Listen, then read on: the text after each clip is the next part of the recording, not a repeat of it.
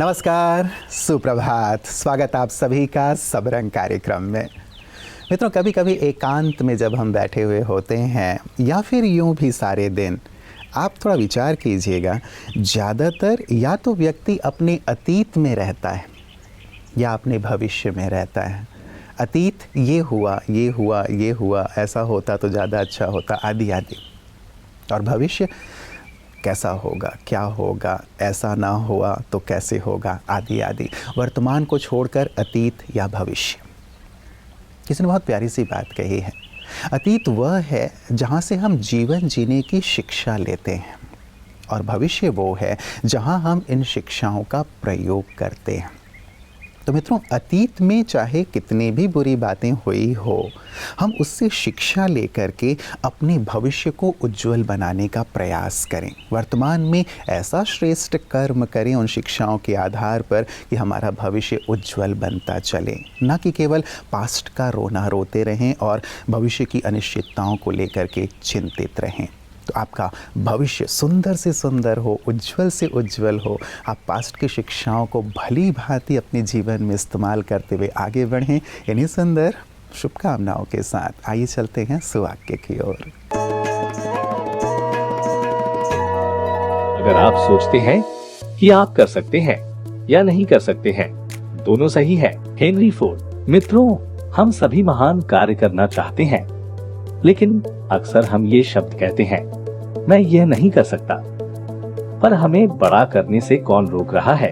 हमें लगता है कि संसाधनों की कमी है, लेकिन एक उपाय कुशल व्यक्ति को जब भी जरूरत होती है, हमेशा संसाधन मिलते हैं।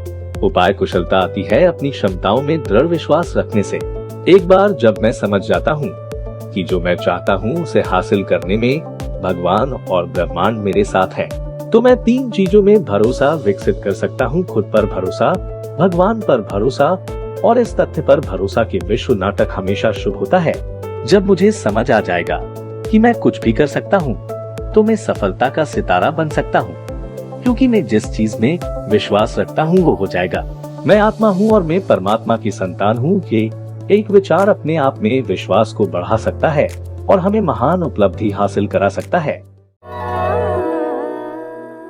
मित्रों, कहते हैं जीवन के प्रति बुरा रुख या नज़रिया रखना एक पंचर टायर के समान है, जिसके साथ आप जीवन में कभी भी आगे नहीं बढ़ सकते।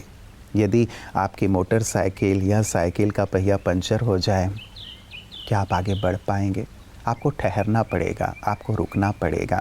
ऐसे ही यदि नज़रिया, रवैया हमारा चीज़ों के प्रति, लोगों के प्रति, परिस्थितियों के प्रति नकारात्मक है, बुरा है, तो हम थम से जाएंगे, रुक से जाएंगे। ज़रूरी नहीं होता कि लोग बुरे हों, परिस्थितियाँ बुरी हों, और यदि हैं भी तो हम अपने अच्छे नज़रिए के साथ उन्हें बदल सकते हैं या कम से कम अपनी गति को थमने से रोक सकते हैं। तो मित्रों, जो हो रहा है अच्छा हो रहा है और जो होगा बहुत अच्छा होगा। इस नज़रिए के साथ क्यों ना हम जीवन में आगे से आगे बढ़ें।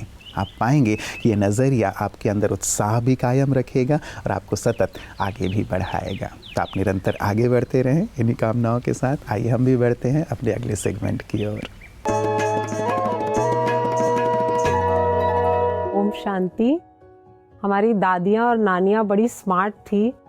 काफ़ी सारे डॉक्टर ना होते हुए भी काफ़ी सारे ऐसे हम लोगों को उन्होंने नुस्खे दिए हैं जो सचमुच असरदार है।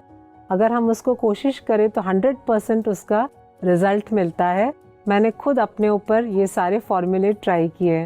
तो आज के इस एपिसोड में मैं आपको बताना चाहूँगी एक बहुत ही कॉमन प्रॉब्लम, और वो है हेडेक।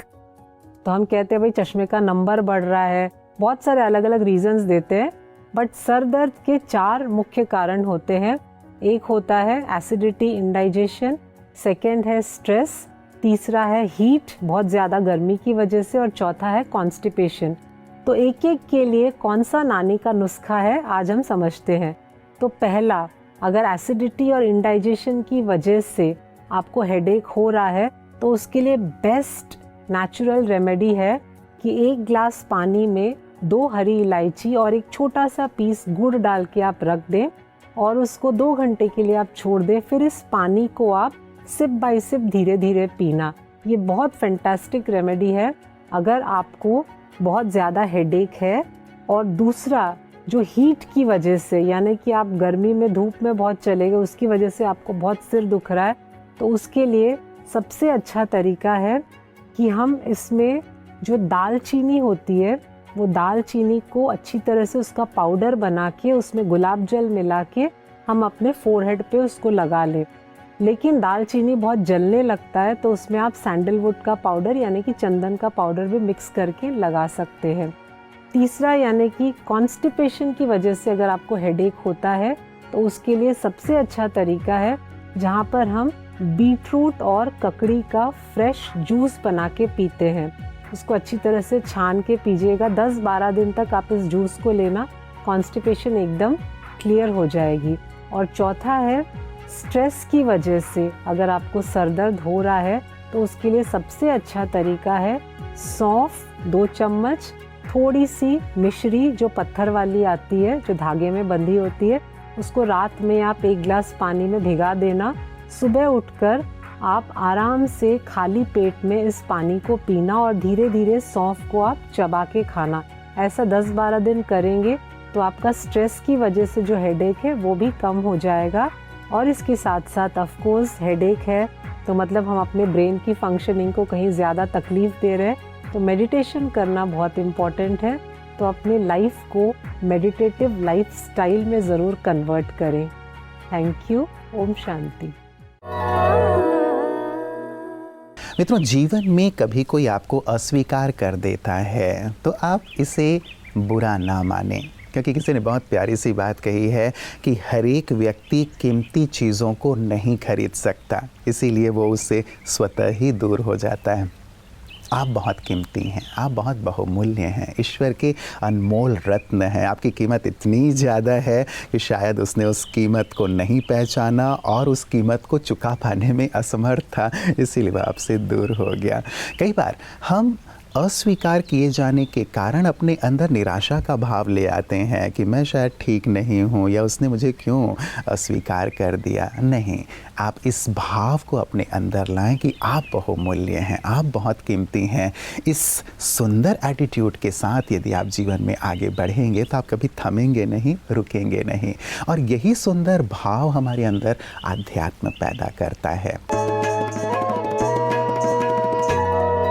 द लाइट सिर्फ एक फिल्म नहीं, यह एक आध्यात्मिक अनुभव है जो आपको आत्म अन्वेषण की ओर ले जाता है।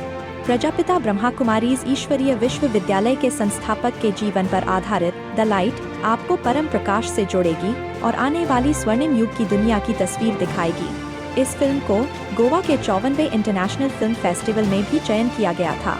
दरअसल पूरे ही भारत भर में यह फिल्म दर्शकों को दिखाया जा रहा है, जिसके रिव्यूज की श्रृंखला आपको दिखाई जा रही है। शांति मूवी जब देखे तो इतना अच्छा लगा। हर बच्चे को इच्छा होती है कि वो साकार बाबा से मिले एक बार। वो जो कमी थी जीवन में, आज इस वीडियो में इस मूवी ने पूरा कर दिया। बाबा का स्वरूप इतना सुंदर था, इतना प्यारा था, ऐसी इच्छाएं हमको सदा याद रहेंगी। देखा हमने बाबा ने कितना संघर्ष किया, तो हमें भी उतना मेहनत करना है और ये को आगे बढ़ाना है। बहुत अच्छा फिल्म लगा। ऐसे लगे कि ब्रह्मा बाबा हमारे सम्मुख हैं और हमें क्या हम भी उन्हीं के साथ में थे, ग्रुप में ही थे, ऐसा ही अनुभव हुआ। फिल्म देखने से बहुत अच्छा लगा। बहुत सारी शिक्षाएं मिली जो हमको बहुत सारी जानकारी नहीं थी, उसके बारे में हमको जानने को मिला। ये मूवी हर किसी को देखना चाहिए, बहुत अच्छी रही। ओम शांति।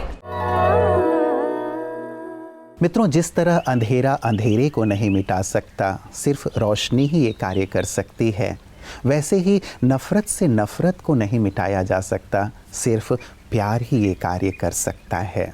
तो क्यों ना मित्रों, हम प्रेम का ही आदान प्रदान करें। प्रेम से कहा जाता है कि पत्थर को भी मोम किया जा सकता है। प्रेम से कैसे भी नफ़रत की दीवारों को गिराया जा सकता है।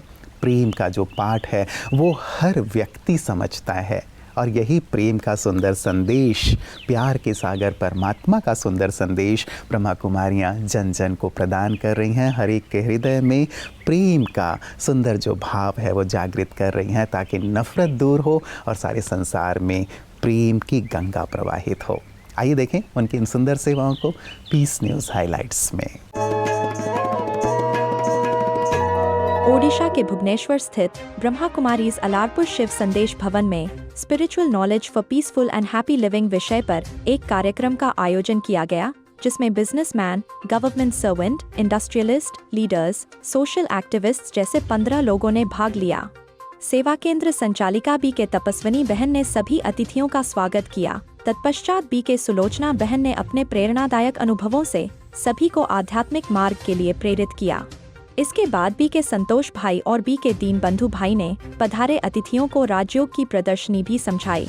इस बीच सभी को ब्रह्मा भोजन भी स्वीकार कराया गया और अंत में संस्था की ओर से सभी को ईश्वरीय सौगात भी भेंट की गई। मित्रों, चलते चलते एक और बहुत प्यारी सी गहन सी बात। हम तब आगे नहीं बढ़ते जब जीवन में सब कुछ आसान होता है, सहज होता है, बल्कि हम तब आगे बढ़ते हैं जब जीवन में चुनौतियां होती हैं। आप सब भी अनुभवी होंगे कि जब रास्ता बिल्कुल सपाट हो, साफ हो, तब तो कोई भी ड्राइविंग कर लेता है, लेकिन अच्छा और कुशल ड्राइवर उसको माना जाता है जो बहुत भीड़ भाड़ भरे स्थान पर भी बहुत ही कुशलतापूर्वक अपनी गाड़ी को निकाल लेता है, मंजिल पर पहुंच जाता है। इसलिए मित्रों, जीवन में यदि चुनौतियां हैं तो घबराएं नहीं, बल्कि ये माने कि ये मुझे कुशल ड्राइवर बनाने के लिए आया है, आगे से आगे बढ़ाने के लिए आया है, मुझे अनुभवी बनाने के लिए आया है। तो आप निरंतर आगे बढ़ते रहें, उन्नति करते रहें, सफलतापूर्वक अपने लक्ष्य की ओर बढ़ें। इन्हीं मंगल कामनाओं के साथ नमस्कार, ओम शांति।